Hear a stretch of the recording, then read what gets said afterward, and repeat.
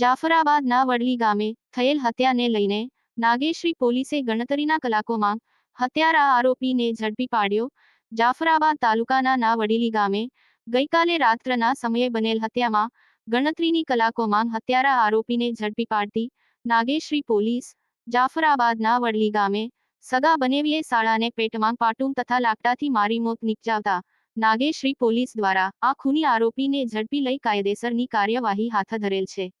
આ ઘટના સંદર્ભે એસપી ગઢવી નાઓએ મીડિયાને માહિતી આપી હતી। કેમેરામેન ડીડી વરુ સાથે રિપોર્ટ ભવદીપ ઠાકર, દિવ્ય સર્જન ન્યૂઝ અમરેલી।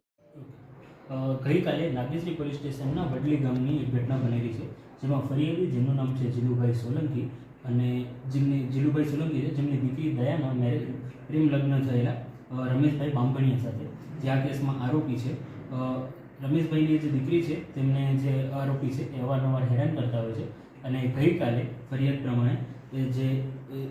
જીલુભાઈ સોલંકી છે તેમના દીકરો પ્રવીણ અને એમની દીકરી તેજલ બંને ગઈકાલે